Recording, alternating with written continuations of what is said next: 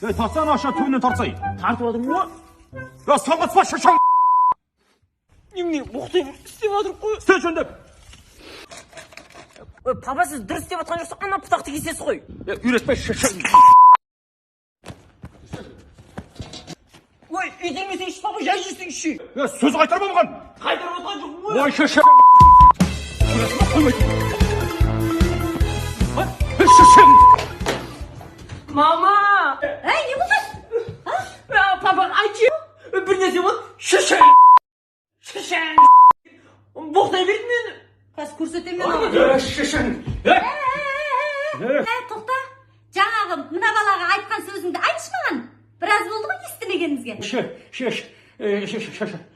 Малға шапсақ бәлей малға.